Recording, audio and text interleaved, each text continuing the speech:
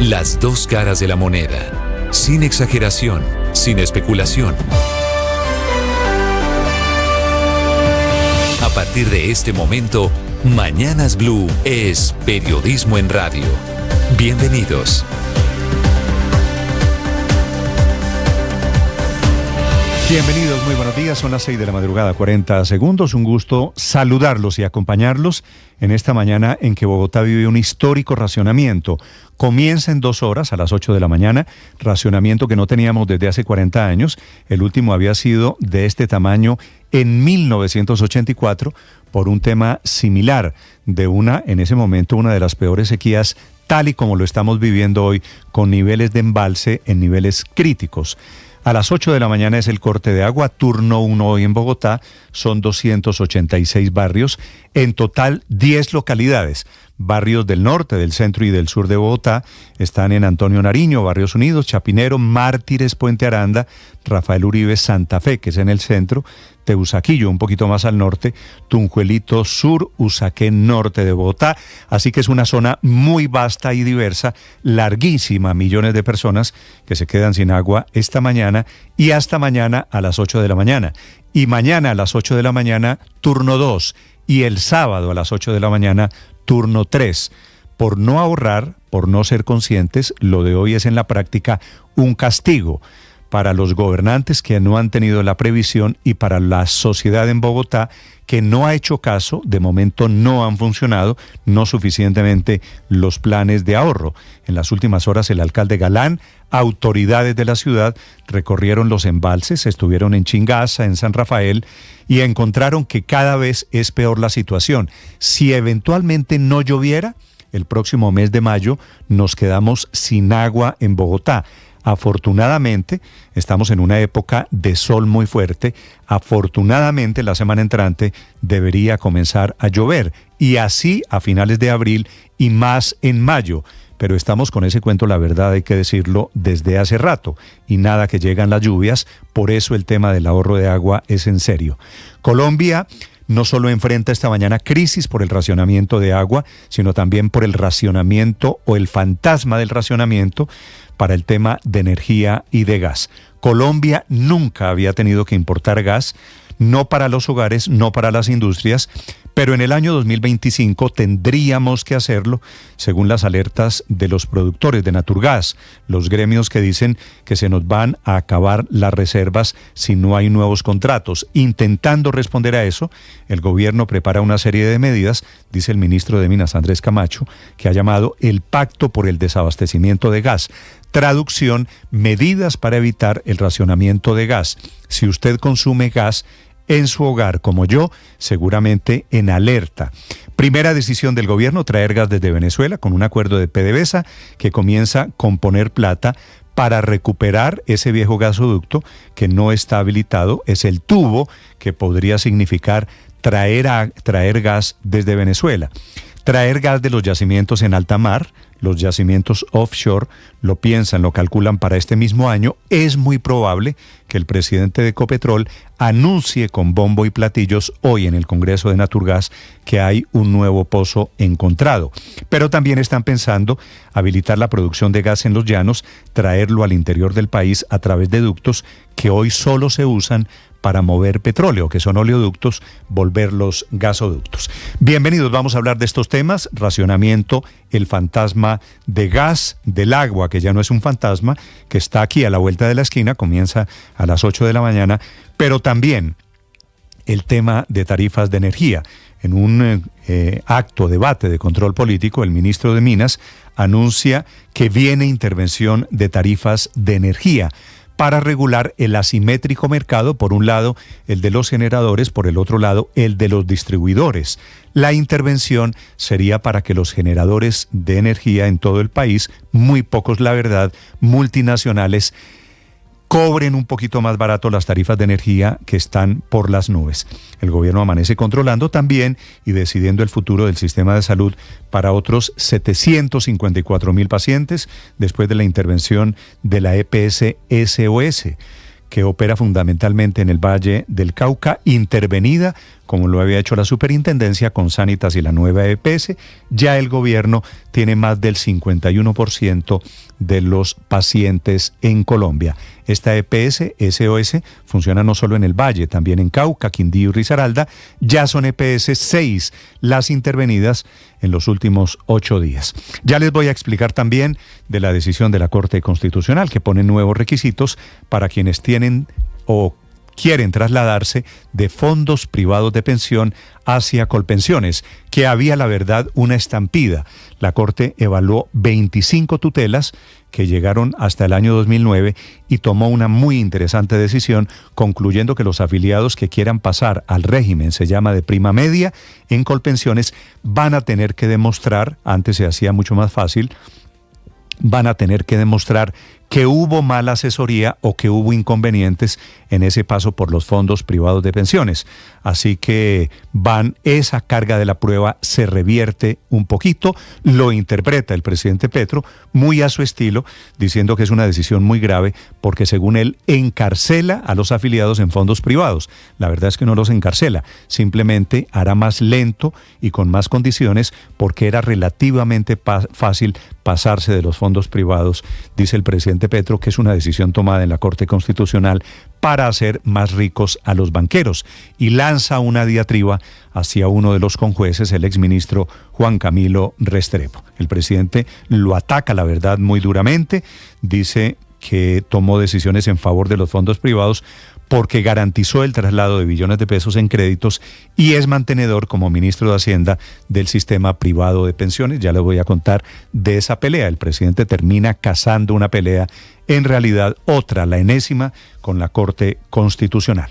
Bienvenidos. Y por cazar peleas de este tema, entre otras cosas, el presidente del Congreso le pasa cuenta de cobro y decidió levantar la sesión plenaria del Congreso en donde iban a estudiar la reforma pensional.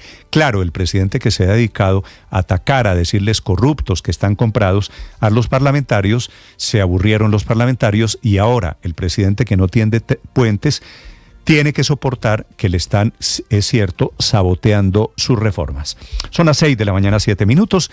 Bienvenidos, es un gusto acompañarlos en este día jueves, un día jueves de comienzo de racionamiento. Hace 22 años, las FARC secuestraron, hoy hace 22 años, a los 12 diputados en la Asamblea del Valle del Cauca. Algunos de esos secuestradores son hoy honorables parlamentarios. Hoy es el Día Mundial del Parkinson, que es una enfermedad neurodegenerativa que afecta a millones de personas en el mundo entero. Enseguida el resumen lo preparamos en Voces y Sonidos en Mañanas Blue. Recibimos un informe donde hubo una bajada, pasó de 18.33 el lunes a 17.84, entonces prácticamente bajó medio metro cúbico por segundo el consumo. Esperamos que esa tendencia se mantenga. A las 8 en punto de la mañana arranca el racionamiento de agua en Bogotá. La primera zona compete a 286 barrios de 10 localidades del norte y sur de la ciudad. Antonio Nariño, Barrios Unidos, Chapinero, Los Mártires, Puente Aranda, Rafael Uribe, Santa Fe, Teusaquillo, Tunjuelito, Usaquén. Turno 1 está comprendido entre la calle 116 y la calle 85, entre la carrera segunda y la carrera 45. La zona también comprende el sector entre la calle 85 y la calle 53, desde la carrera séptima hasta la carrera 45.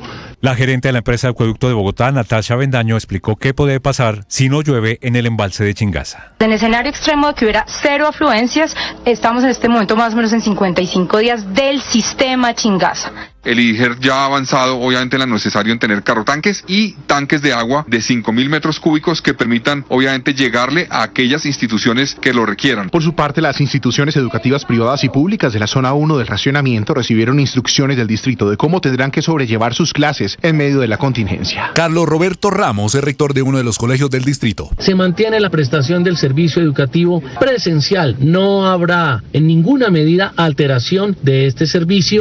La posibilidad que Ecopetrol pueda explotar gas en la frontera cerca a Colombia, en la frontera colombo-venezolana. Arranca plan de choque del gobierno nacional para evitar desabastecimiento de gas en 2026. La idea no solo es traer gas desde Venezuela, sino traerlo además desde el piedemonte llanero y desde los campos que están en el Mar Caribe. El ministro de Minas, Andrés Camacho. Y las inversiones, se están llegando a acuerdos con PDVSA Gas para la recuperación de esta infraestructura que va a ser muy importante, junto con la regasificadora, junto con el gas del Piedemonte.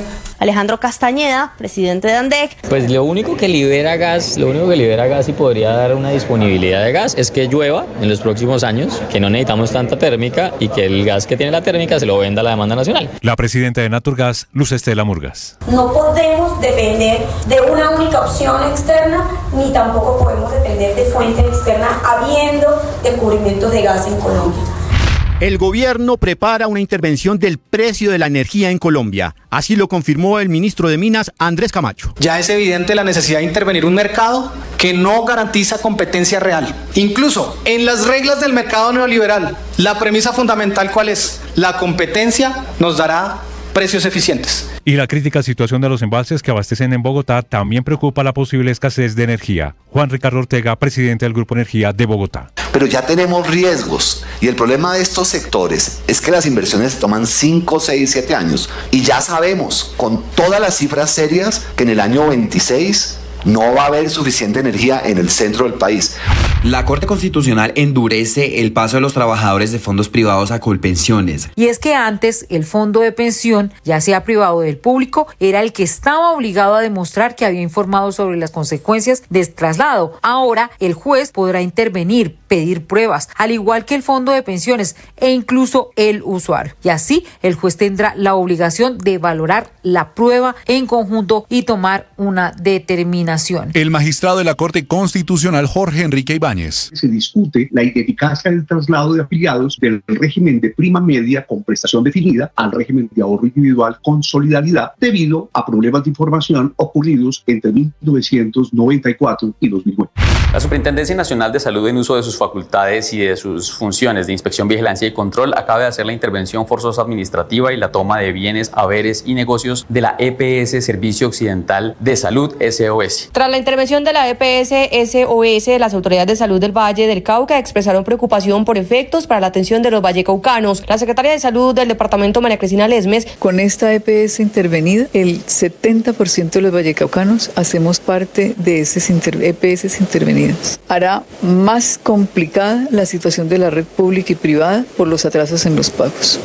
De forma abrupta, el presidente del Congreso, Iván Name, levantó la sesión de este miércoles 10 de abril, en el que se iba a seguir discutiendo la reforma pensional en la plenaria del Senado, en señal de protesta a las declaraciones del presidente Gustavo Petro, en el que calificó a los 9 senadores que votaron el archivo de la reforma a la salud de haber sido comprados por las EPS y la multinacional Keralty. Nuestra insatisfacción por ese trato inadecuado. En señal de protesta, levanto la sesión y cito para el próximo lunes. En esa misma intervención anunció la conformación de una comisión accidental de los 7 presidentes de las comisiones constitucionales, quienes analizarán la apelación de Wilson Arias, que busca revivir la iniciativa en otra comisión. El secretario del Senado, Gregorio El Hach. Y esa comisión tramitará en primer debate en Senado ese proyecto de ley de la salud. Y las reacciones políticas no se hicieron esperar. Habla el senador J.P. Hernández. El presidente no puede venir a tratarnos de vendidos y de corruptos y que aquí nada pase. Asimismo se pronunció el senador Miguel Uribe. Las acusaciones falsas y calumniosas del presidente de la República, que violan la independencia de poderes y que evidentemente son una extralimitación en sus funciones. Y por parte del gobierno del presidente Gustavo Petro, Marta Peralta. Nosotros no podemos estar por fuera hablando de paz y aquí entre nosotros insultándonos. Pongámonos de acuerdo. Tras el anuncio de la Fiscalía de llamar a juicio al expresidente Álvaro Uribe, el exmandatario se pronunció a través de sus redes sociales reiterando su inocencia. Este juicio lo adelantan por presunciones políticas, por animadversiones personales, por venganzas políticas, sin pruebas que permitan inferir que yo buscaba sobornar testigos o engañar a la justicia. Arrancó con dardos a magistrados y fiscales y siguió con el planteamiento de que su caso sería utilizado para impulsar una eventual ley de punto final. Da señales de hacer parte de la motivación para un acuerdo de paz tal o para una ley de punto final. Entonces que le perdonen a los delincuentes, como lo hicieron con la FARC, y lo justifiquen con la ficción. Dardos de los que no escapó la nueva nueva fiscal. Para nadie es un secreto la animadversión del señor ministro contra mi familia y para conmigo. El Tribunal Superior de Bogotá ordenó a la Autoridad Nacional de Licencias Ambientales que suspenda la autorización concedida a la Armada Nacional para la construcción de la polémica estación de guardacostas en la isla de Gorgona. Luis Eduardo Parra, Contralor Delegado para la Defensa y Seguridad. Es un radar que le va a dar información a la Armada de control territorial, de control de actividades ilícitas. No hay presencia de tropas extranjeras. Esto es el ejercicio de un proyecto de cooperación entre dos naciones. La JEP llamó a Salvatore Mancuso a rendir versión por las masacres de La Granja y El Aro en Antioquia. Las diligencias se harán en el marco del caso 08, que investiga las alianzas entre la fuerza pública y el paramilitarismo. Estados Unidos reiteró su apoyo a Israel contra cualquier amenaza de Irán y sus representantes durante una conversación del secretario de Estado de los Estados Unidos, Antony Blinken, y el ministro de Defensa israelí. James Rodríguez fue protagonista en Libertadores en el triunfo de Sao Paulo. Roger Martínez anotó gol en la victoria de Racing de Avellaneda. De Racing Roger. Y Medellín ganó 4-2 en Copa Sudamericana. Estás escuchando Blue Radio.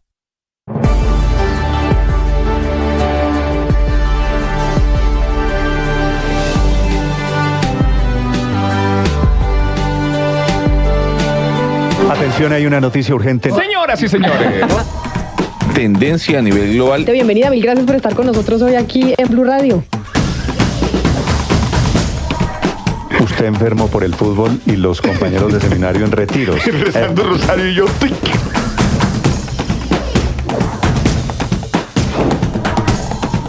Hay noticia del momento urgente en Blue Radio. Blue, más que radio.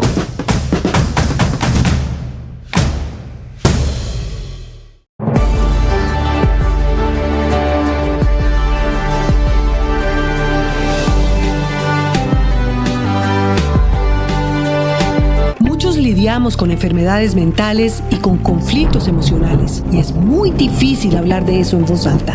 Soy María Elvira Arango y los invito a escuchar Qué Locura, historias reales de lo que no se habla, con testimonios conmovedores. Sin importar si usted está en su casa, está en su local comercial, está en su lugar de trabajo, para más de 1 millón de personas se va el agua a las 8 de la mañana.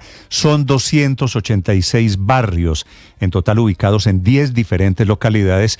Primer turno desde las 8 de la mañana de hoy. ¿A usted se le va el agua, Felipe, esta mañana? ¿O usted qué turno es? No, sí, señor, se me va hoy. Exactamente en este momento estaba mirando y sí. Está en el turno 1. Estoy en el turno de hoy, sí, señor. Bueno, todos, Felipe, todos, dependiendo la ubicación, a partir de hoy. Puede ser turno 1, puede ser turno 3, puede ser turno 7, puede estar fuera de Bogotá, en uno de los 12 municipios de Cundinamarca, en donde también se va el agua, muy cerquita aquí en la sabana de Bogotá. Todos vamos a tener cada 10 días un día sin agua.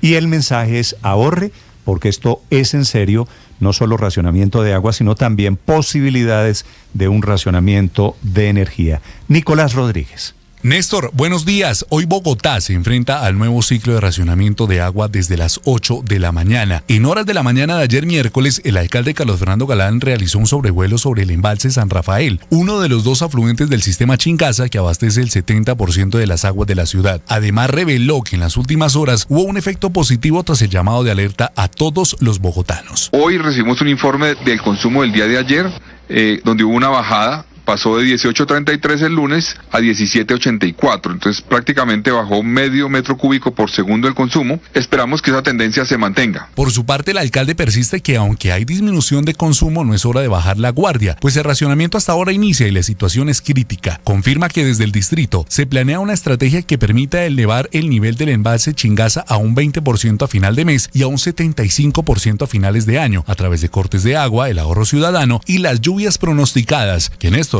por cierto, hasta el momento han sido nulas. La gerente del acueducto, Natasha Bendaño, advierte que los días del agua están contados en el sistema Chingaza. Entonces, en el escenario extremo de que hubiera 0 afluencias, estamos en este momento más o menos en 55 días del sistema Chingaza. Importante aclarar, todos los días de alguna de las fuentes cae un poco. Asimismo, desde la alcaldía ya están propuestos los planes de contingencia junto con el IDIGER para proveer de agua a clínicas, colegios y lugares que no cuenten con tanques de reserva y que están en las zonas de racionamiento. El IDIGER ya ha avanzado obviamente en lo necesario en tener carrotanques y tanques de agua de 5.000 metros cúbicos que permitan obviamente llegarle a aquellas instituciones que lo requieran. Néstor, y cabe resaltar que desde la Secretaría de Educación confirmaron el transcurso normal de la jornada académica en colegios públicos y privados en medio de la contingencia. Habla Carlos Roberto Ramos, rector de uno de los colegios del distrito. Se mantiene la prestación del servicio educativo presencial. Debemos prepararnos para asumir las reservas del suministro de agua potable, no solamente por las 24 horas, sino la posibilidad de la dureza de la restricción a otras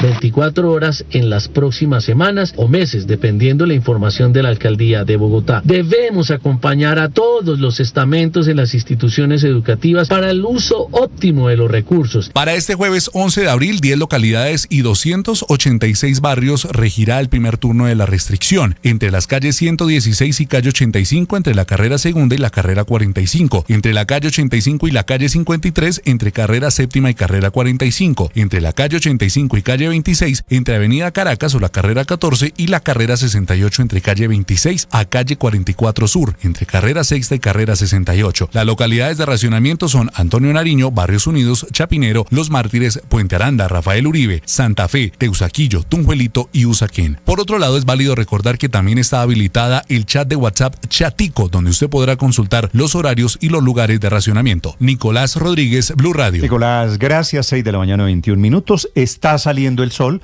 Hoy vamos a tener, Felipe, un día lleno de sol, muy caliente, seguramente como ayer. El presidente Petro dice que es producto, y tiene razón en esta, del cambio climático. El último racionamiento de agua que tuvimos hace 40 años fue por la misma razón, sequía en los embalses. Sí, ¿qué temperatura máxima hizo ayer, Néstor? ¿28, 29? 26 grados centígrados, Felipe. Sí, una barbaridad. O sea, ¿no? Ayer estábamos en Anapoima, en Girardot. Lo del sol, ayer en Bogotá, esta no es la ciudad de tierra fría que usted conoció. No, pero sí queda uno muy, muy impresionado, yo no sé cuál será la palabra, conmovido, impresionado, preocupado con las imágenes que puso en sus redes sociales el alcalde Carlos Fernando Galán de los embalses, Néstor. Sí. Eso ya no son embalses, esos son unos... ¿Qué? Laguitos. Felipe, si usted ve estas imágenes, si usted soporta el calor que estamos soportando en estos días y parecen estar en Barranquilla. Y no toma, bueno, en Barranquilla deben estar en este momento a ¿cuántos grados, padre? ¿30 y pico ya? Sí, ya 32 grados. Pero Néstor, yo vi las imágenes ahora en el canal de YouTube y quedo preocupado, Néstor, y mi pregunta es, si definitivamente no llueve allá en Chingaza, ¿qué va a pasar de esto? Porque es que eso parece un charco ya. Ya parece un charco. Sin agua, padre. Padre, usted que sabe, usted que tiene autoridad, rece, porque dependemos del milagro de que comience a llover la semana entrante y que llueva dura esta mañana. Hay que hacer como hacen los campesinos. Una rogativa. La rogativa. Exactamente. 6:22 minutos y de momento, a las puertas del racionamiento, los bogotanos se alistan, nos alistamos, mucha gente recogiendo agua. Al contrario, en vez de ahorrar, veo mucha gente recogiendo agua y muchas preguntas de si yo me salvo. Nadie hoy, nadie esta mañana, así sea un local comercial, así sea una industria, nadie se salva del racionamiento. En las calles de Bogotá a esta hora, Juan Esteban Quintero. Néstor, buenos días. Los saludo desde la carrera 30 con calle 75, en donde varias personas ya se han acercado a un punto en donde yo me encuentro, en donde venden empanadas, también venden tinto, y me acompaña la señora Norma, que me dice vive muy cerca al sector y tuvo que empezar a recoger agua. Señora Norma, cuénteme cómo le fue a usted esta mañana o si lo hizo el día de ayer. Pues ya estábamos preparados desde el día de antier, ¿no? Nos habían avisado, entonces pudimos recolectar agua. ¿Cómo lo hizo? ¿Cuáles fueron las medidas que adoptó? Canecas, en las ollas, donde más pudiéramos, porque pues como uno no sabe si va a ser un día, 2 días, no se sabe. Yo no sé qué tantos días nos van a dejar sin agua. Por último, mucha gente ha expresado su preocupación por el tema de la SEA. ¿Usted cómo le fue? ¿Recogió el agua para el día de mañana bañarse? ¿Lo va a hacer con totuma? Sí, no, pues toca ya con la totuma, porque sí, ahí ya toca así, porque no hay otra forma. Bueno, muchas gracias, Néstor. También aquí me acompañan otras personas que no tienen hoy su racionamiento de agua, pero también ya les preocupa lo que pueda pasar en los próximos días. ¿Cuál es su nombre? Giovanni Quintero. Giovanni, y cuénteme usted cuándo le toca el día de racionamiento. Nosotros nos toca el 16. ¿Conoce bien cuáles son las medidas que ha adoptado el distrito? Todavía no sabe cómo son las medidas, pero toca mirar las noticias. Claro que sí, bueno, pues hay que recordar, Néstor, que van a ser por 24 horas estos racionamientos de agua. Se prevé que cada 15 días el distrito haga una evaluación para determinar si se aumentan o si se quitan estas restricciones que impuso el alcalde Carlos Fernando Galán. Por último, usted hablaba del tema de las lluvias, muy importante. Ayer la gerente del acueducto, Natasha Mendaño, había dicho de que no empezaran las lluvias, Bogotá, y bueno, en este caso el sistema Chingaza podría quedarse sin agua en los próximos 55 días. Hasta 55 días es que tenemos capacidad. Gracias, Juan Esteban. Este nivel de desinformación en el que están algunos bogotanos, este sondeo que usted hace lo que demuestra esa es la explicación. Todavía no hay suficientes campañas para que la gente entienda la gravedad de lo que está pasando. No solo es el tema del racionamiento de agua, también, ojo, parece estar acercándose la posibilidad de un racionamiento de energía. El gobierno anuncia intervención, no de las empresas, no necesariamente de las empresas, no de las generadoras de energía, que son las responsables de las tarifas, sino del sistema tarifario, que es un poquito diferente. Javier Segura. Néstor, ¿qué tal? Buenos días. El gobierno nacional parece que está listo para intervenir el mercado y establecer un límite en el precio de la energía en bolsa. Hay señales de que así será después de que el ministro de Minas y Energía, Andrés Camacho, confirmara ayer ante la Comisión Quinta del Senado que la primera decisión que tomará la Comisión de Regulación de Energía y Gas este viernes será imponer un límite en el precio de la energía.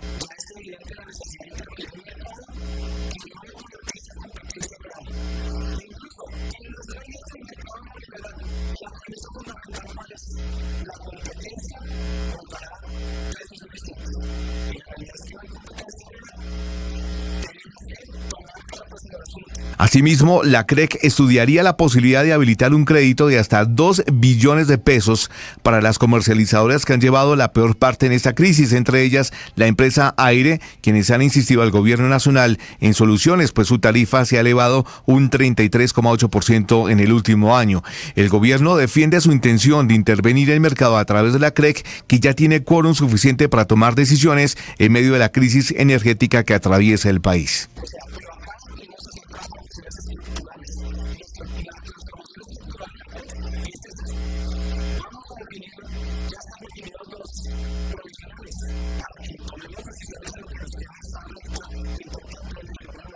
La crítica situación de los embalses que abastecen a Bogotá también preocupa ante una posible escasez de energía. El Grupo Energía de Bogotá advierte que uno de los problemas es que las inversiones para mitigar esos riesgos se toman entre 5 y 7 años. Así lo confirmó Juan Ricardo Ortega, presidente del Grupo Energía de Bogotá. La línea de norte que viene de Sogamoso a Bogotá, y tengo que hacer la línea de Chivor. No lo puedo hacer físicamente en menos de 22, 24 meses.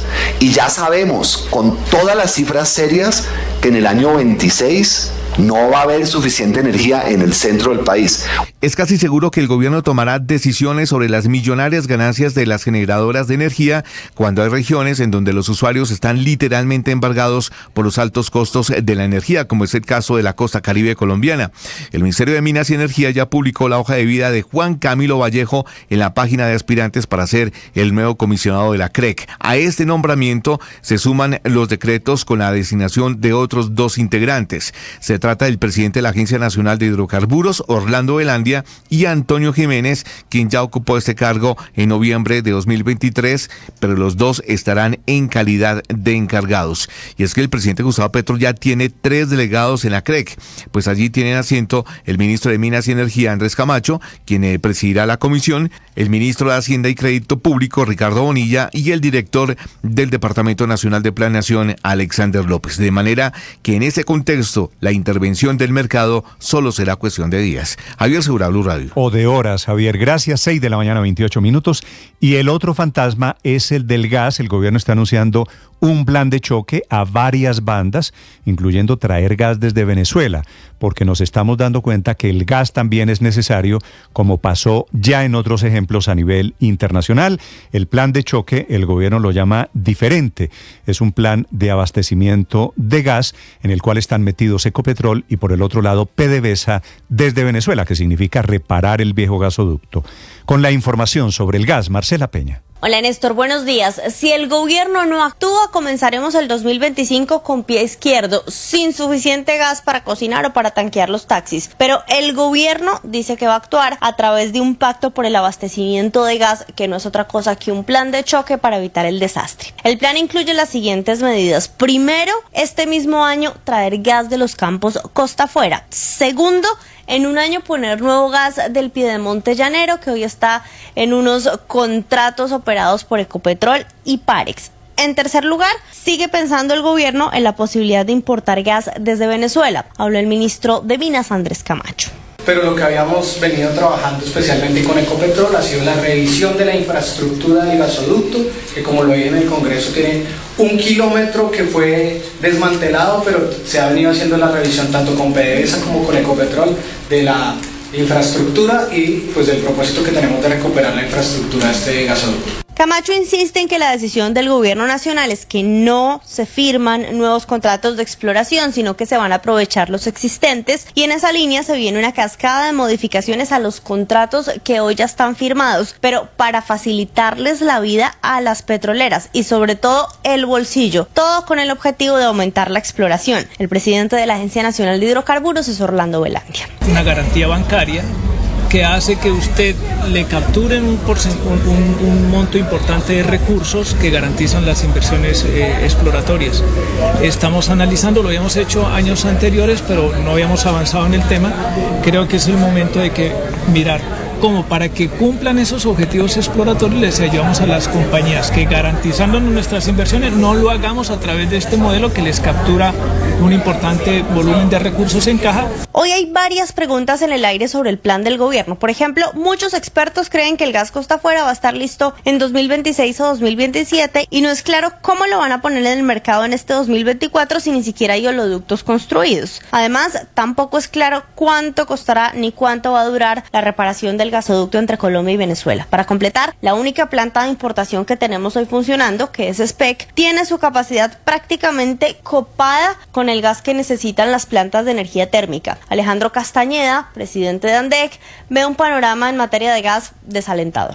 Pues lo único que libera gas y podría dar una disponibilidad de gas es que llueva en los próximos años, que no necesitamos tanta térmica y que el gas que tiene la térmica se lo venda a la demanda nacional. Sin embargo, las crisis traen también oportunidades de negocio y la falta de gas que se avisora en Colombia está impulsando nuevos proyectos privados de importación, entre ellos la ampliación de la terminal SPEC, de la que ya está hablando el ministro de Minas, Andrés Camacho. Hoy en el Congreso de Naturgas en Cartagena se espera el anuncio de otros proyectos privados en esa dirección. Además, todas las miradas están puestas sobre Ricardo Roa, el presidente de Ecopetrol, que hoy tiene que dar varios anuncios y claridades, no solo sobre el plan del gobierno y sobre cómo va la posibilidad de traer gas desde Venezuela, sino también sobre cómo van los desarrollos de gas desde Ecopetrol. Va a anunciar la declaración de comercialidad del campo Arrecife, esto es en el departamento del Córdoba, pero además va a ser el anuncio de 2 nuevos hallazgos de gas en el país.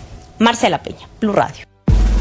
María Camila Orozco es periodista. Está en Mañanas Blue. Ya son las 6:33 de la mañana. Pasarse de un fondo privado de pensiones a Colpensiones ya no será un trámite sencillo en Colombia. Así lo decidió la Corte Constitucional, que fijó las nuevas reglas con las que deben definirse de aquí en adelante las demandas de quienes aleguen que los fondos privados los engañaron o no le ofrecieron suficiente información cuando tomaron la decisión de hacer el cambio de régimen privado a régimen público de pensiones. La decisión tiene que ver con el estudio de 20 tutelas de personas que alcanzaron a hacer el cambio amparándose en las reglas que había fijado la Corte Suprema de Justicia desde 2008, que establecía que si el pensionado se arrepentía de su decisión y quería volver a Colpensiones, eran los fondos privados los que tenían que probar que la información que brindaron fue insuficiente y clara. Esto es lo que cambia a partir de ahora con la decisión de la Corte Constitucional, que consideró que la regla que había fijado la Corte Suprema era abiertamente desproporcionada en lo que tiene que ver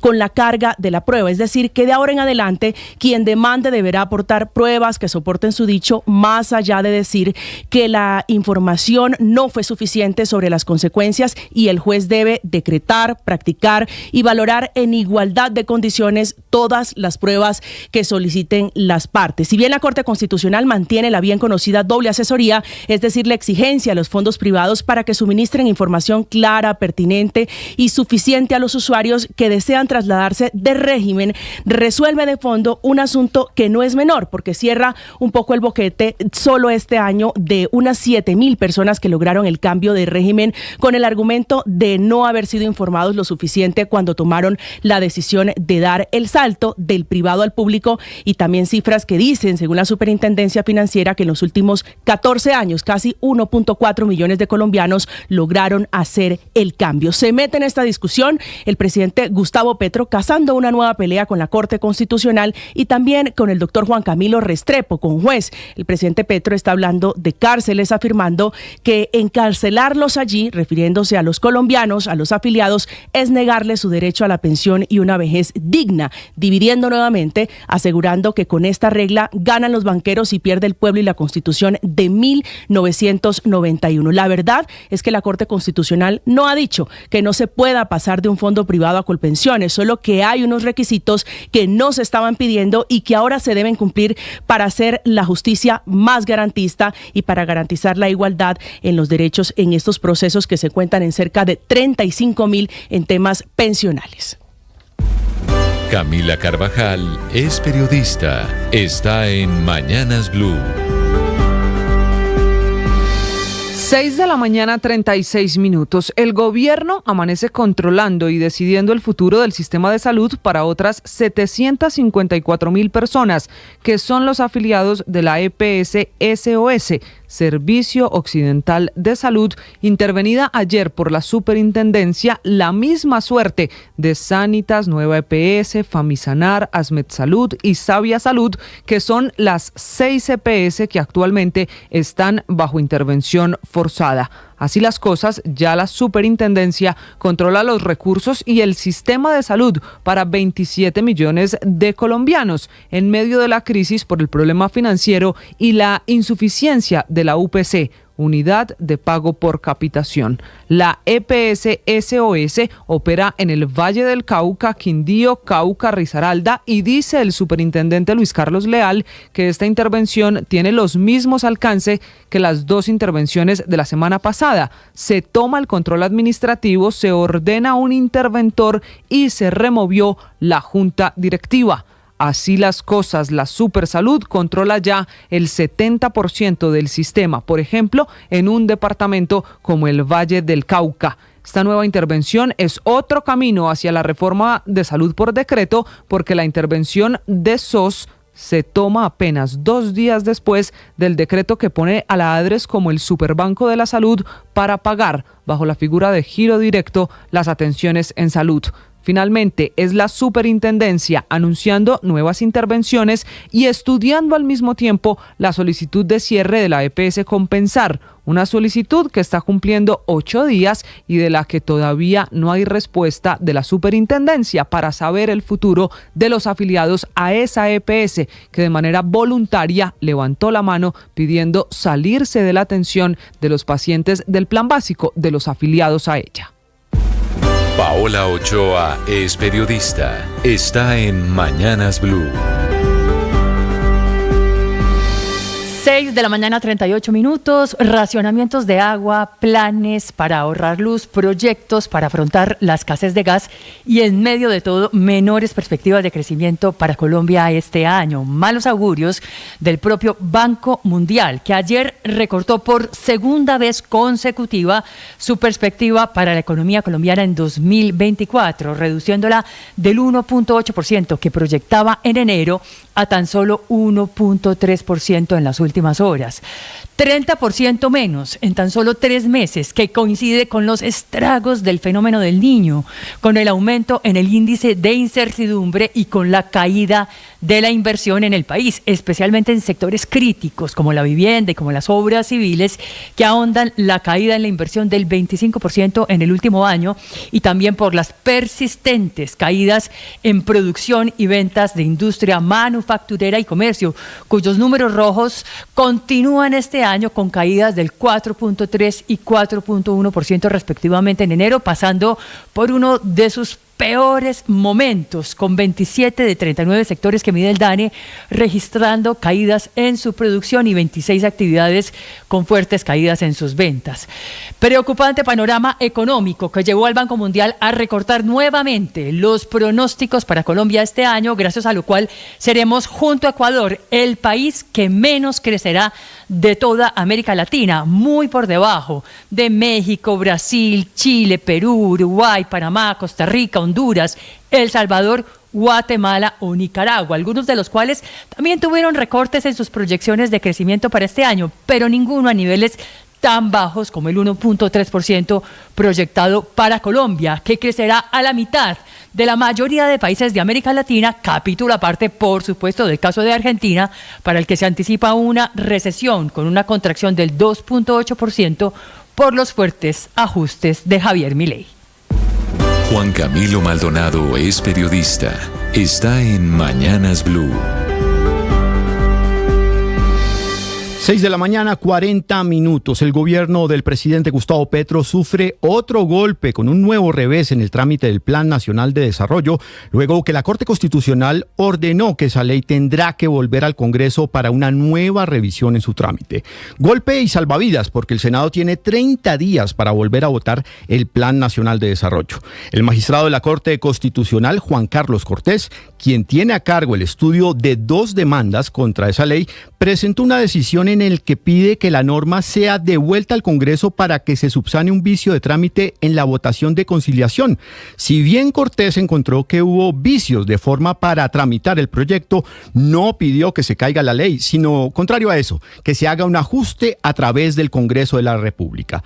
La propuesta genera debate porque si bien la posibilidad de devolver las normas al Congreso sí existe, esta postura se puede interpretar como un salvavidas al gobierno Petro. Así las cosas, y con 7 votos a favor y 1 en contra, la Corte ordenó volver a someter a debate y votación de la plenaria del Senado este plan. Dentro de los artículos que tendrán que pasar por el Congreso aparecen temas como el nuevo Consejo Nacional Electoral, la extinción de obligaciones de la EIS Cúcuta, que maneja el agua potable y alcantarillado en la capital del norte de Santander, el control al tráfico de fauna animal, la explotación estratégica de cobre, la educación para el trabajo, las regiones autonómicas. Este artículo propone un cambio en la organización territorial del Estado, donde se busca que las regiones dependan menos del centro del país. También está el incremento de personal en las comisarías de familia, el nuevo bingo electrónico y la estrategia de lucha nacional contra la corrupción. La Corte aclaró que el Plan Nacional de Desarrollo del gobierno Petro sigue vigente y con todos sus efectos en curso hasta que no se emita una nueva decisión de viabilidad de la ley de esta demanda. Estás escuchando Blue Radio.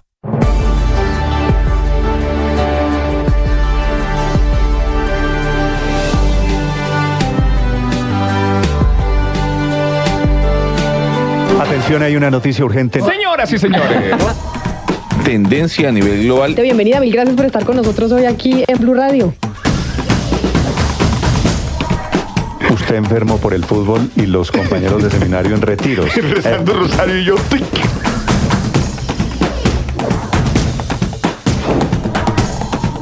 En noticia del momento urgente en Blue Radio. Blue, más que radio.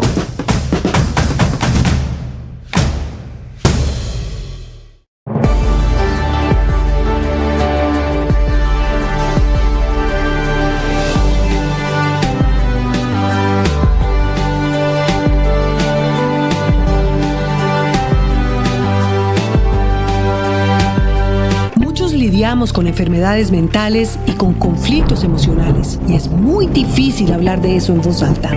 Soy María Elvira Arango y los invito a escuchar Qué Locura, historias reales de lo que no se habla, con testimonios conmovedores y con expertos y especialistas. Escucha. La alternativa. Desde Barranquilla esta mañana, Padre Linero, buenos días. Buen día, Néstor. Como siempre, con ánimo, con fuerza, con ganas, iniciamos nuestro día confiando, creyendo que todo va a estar bien. En medio de este tema del racionamiento que nos asusta a todos, pero con buena actitud y confiando en que vamos a ser responsables. Sí, señor. Tema de hoy, Padre. Néstor, yo insisto en el cambio de hábitos. Es que yo no creo que este racionamiento vaya a tener éxito si cada uno no entiende que tiene que variar hábitos, que tiene que cambiar alguna de las formas. Por ejemplo, el modo de bañarse, el modo de cepillarse los dientes. Algunos hábitos en casa tiene que cambiar. Entonces, ¿cómo cambiar hábitos? Ya viene el Padre Linero hablando de hábitos. Los deportes esta mañana, Ricardo Rego. Ricardo, buenos días. Hola, Néstor. Feliz mañana. Con un James encendido, ¿sabe? Lo de James Rodríguez en Libertadores ha sido de altas calificaciones y habla de un muy buen nivel en la victoria del Sao Paulo 2-0 con asistencia, pase, anoche, gol esto fue del 10 colombiano. Sí, anoche. La actuación de James, destacado como la gran figura del Sao Paulo en su jornada copera. Ya vienen los deportes, 6 de la mañana, 44 minutos. En los Estados Unidos esta mañana organismos de inteligencia reportan mucha atención, posibilidades de un ataque de Irán en Israel, que sería un nuevo paso, un escalamiento hacia una guerra cada vez más internacional. Y la alerta es máxima, sería una retaliación por el bombardeo, el de Damasco del fin de semana, el que murió un general de alto rango, y ahora el tema es Irán amenazando con meterse en la guerra en el Medio Oriente. Desde Washington, Juan Camilo Merlano.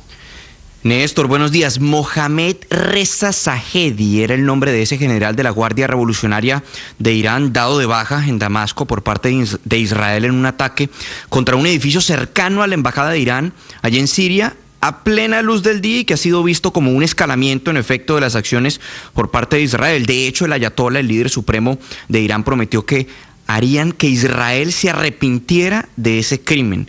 Y pues este espaldarazo de Estados Unidos llega al tiempo que distintos servicios de inteligencia advierten que dicho ataque por parte de Irán podría ocurrir en cuestión de días.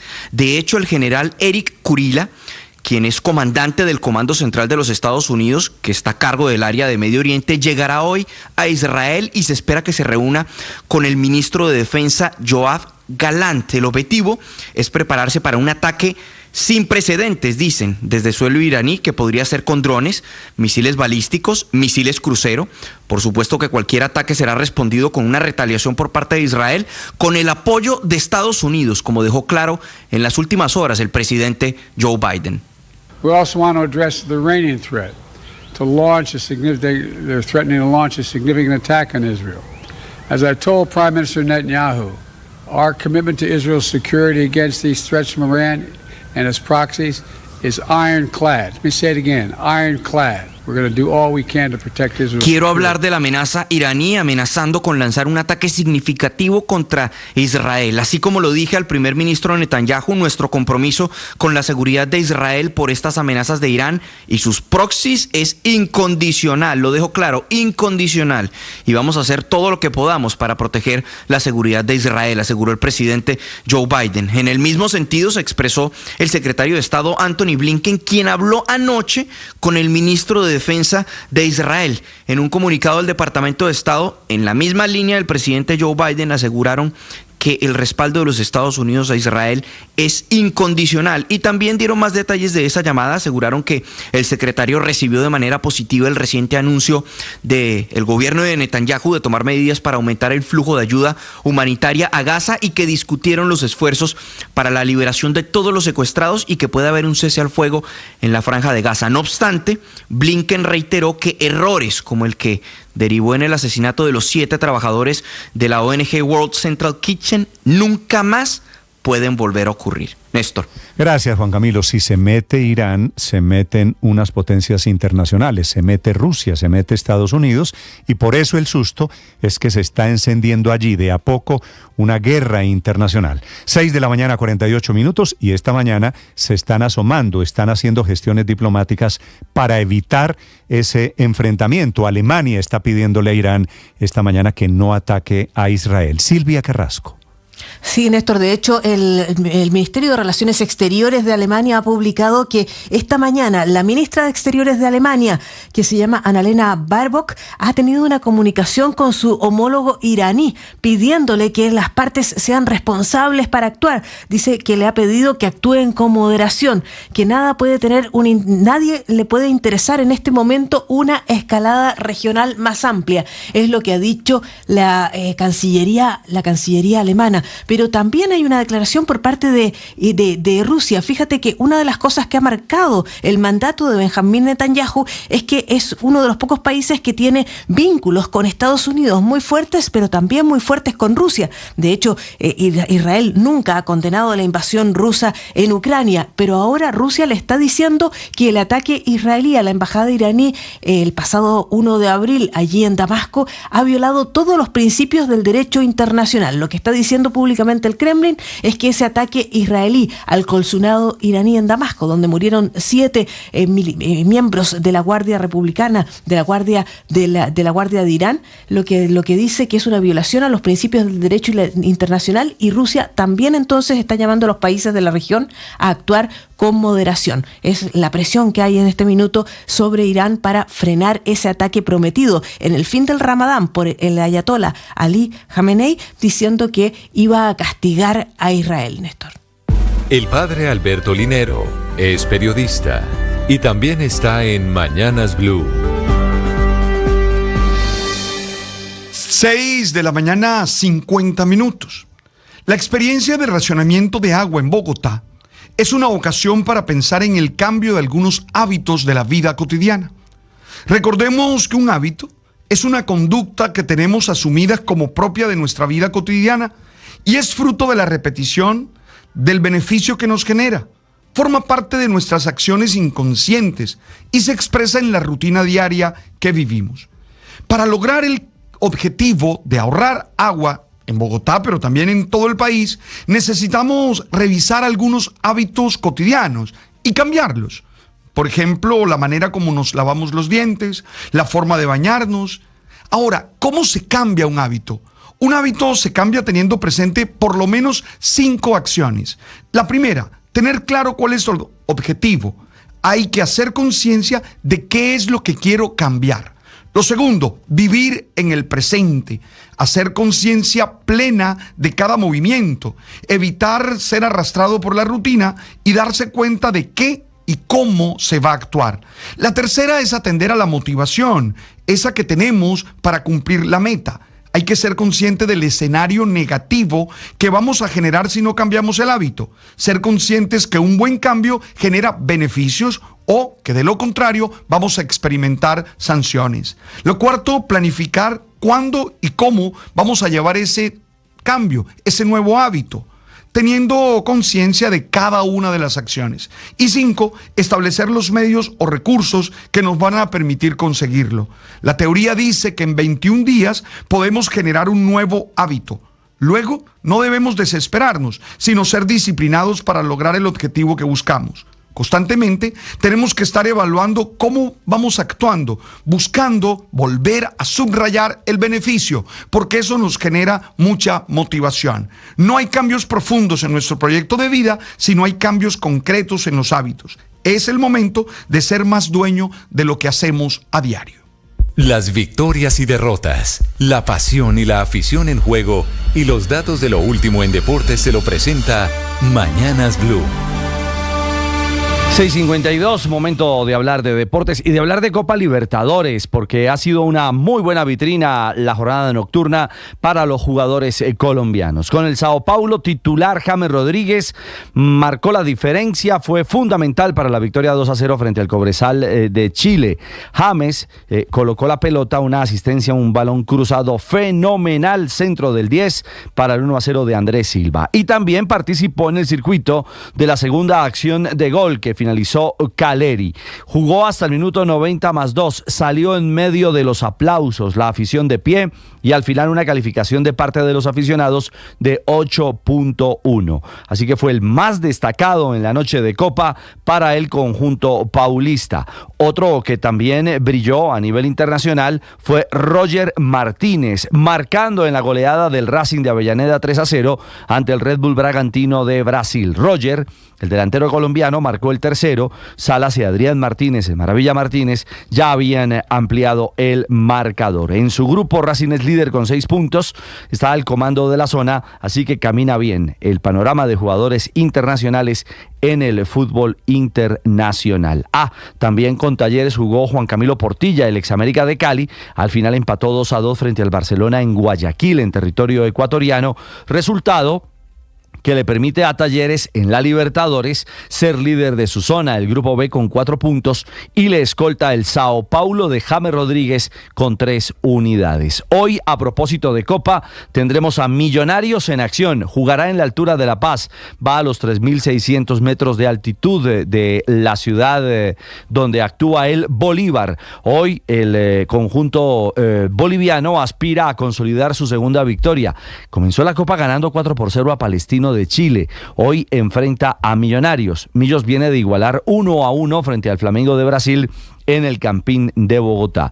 Realidades y ausencias: Millos no tendrá a Macalister Silva, tampoco a su defensor central Ginás, ambos lesionados, y por expulsión a Larry Vázquez, quien vio la roja en el partido frente al Flamengo. 23 jugadores convocados, y Millos espera vivir una realidad distinta a lo del torneo local, donde viene de caer 2-1 frente a Fortaleza. El Grupo E de Libertadores lo comanda Bolívar con 3 puntos. Flamengo, al igual que Millonarios, acumulan 1 unidad, y Palestino, sin puntos, es último de la zona. Millos hoy tendría a Álvaro Montero, a Óscar Venegas, a Joan Hernández, también a Juan Pablo Vargas de Vinalfonso en el bloque defensivo, Daniel Giraldo, Juan Carlos Pereira, Daniel Cataño, Santiago Jordana, Leo Castro y Daniel Ruiz en la estructura inicial en el estadio Hernando Siles Suazo. Juego a las 5 de la tarde. Y en las copas, el panorama lo pintó muy bien Medellín. Goleó 4-2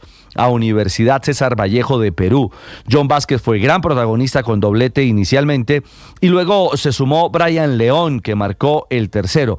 También convirtió el cuarto, pero se lo invalidaron por fuera de lugar. Ojo, vino la reacción del equipo Inca con Yorley Mena, colombiano. Luego apareció Jairo Vélez para el 3-2, y al final Mender García sentenció la victoria del poderoso 4-2. En esta zona, Always Ready con 4 puntos y Defensa y Justicia de Argentina con 4 están al comando, pero Medellín ya abrió ese ítem de la sumatoria en positivo. Tiene 3 puntos y es tercero en su zona. Hoy, a propósito, tendremos a Alianza Valledupar visitando al Cruzeiro de Brasil en cuanto a copas internacionales se refiere. Y en Europa, hoy atentos a Lucho Díaz, porque el Liverpool enfrenta al Atalanta en los cuartos de final de la UEFA Europa League. Torneos internacionales donde también tendremos a Gustavo Puerta con el Bayer Leverkusen de Alemania enfrentando al West Ham. Y claro, los ecos de una Champions que ha dejado victorioso al Barcelona, con Rafinha como gran protagonista, 3-2 frente al PSG, y al Atlético de Madrid ganando 2-1 frente al Dortmund. Es decir, los españoles marcan la pauta en la Champions en el arranque de esta instancia de cuartos de final. Más adelante, detalles de Colombia en la Billie Jean Cup. Hablamos de tenis femenino y por supuesto del The Masters, donde tendremos a Camilo Villegas y a Nicolás Echavarría como cuotas colombianas en el certamen de golf que arranca hoy en los Estados Unidos. 6:57, los deportes a esta hora en Mañanas Blue.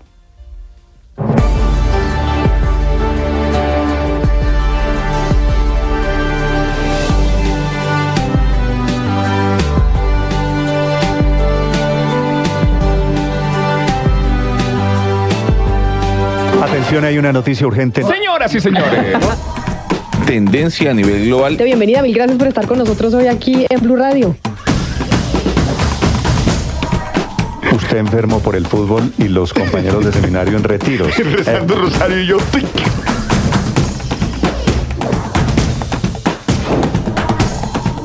En noticia del momento urgente en Blue Radio.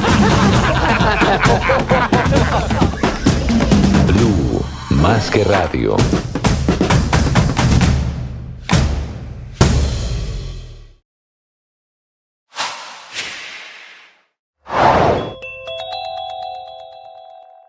Racionamiento que no teníamos desde hace 40 años. El último había sido de este tamaño en 1984 por un tema similar de en ese momento, una de las peores sequías tal y como lo estamos viviendo hoy, con niveles de embalse en niveles críticos. Es el corte de agua, turno 1 hoy en Bogotá, son 286 barrios, en total 10 localidades. Barrios del norte, del centro y del sur de Bogotá están en Antonio Nariño, Barrios Unidos, Chapinero, Mártires, Puente Aranda, Rafael Uribe, Santa Fe, que es en el centro, Teusaquillo, un poquito más al norte, Tunjuelito Sur, Usaquén norte de Bogotá. Así que es una zona muy vasta y diversa, larguísima, millones de personas que se quedan sin agua esta mañana y hasta mañana a las 8 de la mañana. Y mañana a las 8 de la mañana, turno 2. Y el sábado a las 8 de la mañana, turno 3. Por no ahorrar, por no ser conscientes, lo de hoy es en la práctica un castigo para los gobernantes que no han tenido la previsión y para la sociedad en Bogotá que no ha hecho caso, de momento no han funcionado, no suficientemente los planes de ahorro.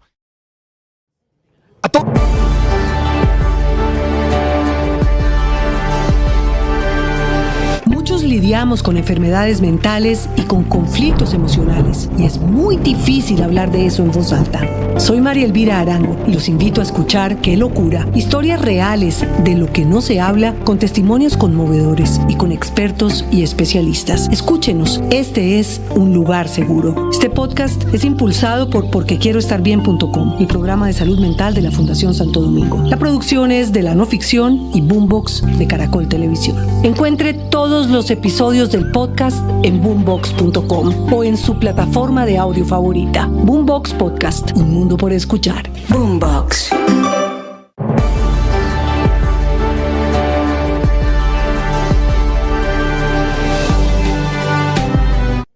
A todos ustedes, los amigos que están con nosotros en Blue Radio, aquí en nuestro canal de YouTube, quiero invitarlos al lanzamiento del libro El Man está vivo y está contigo, en la Feria Internacional del Libro de Bogotá. Va a ser el 28 de abril, a partir de las 2:30 de la tarde, en el Auditorio José Asunción Silva. Allí estaré compartiendo, conversando con ustedes y firmando los libros. Oye, los espero entonces en el lanzamiento de nuestro texto. Y recuerden que siempre estamos en Blue porque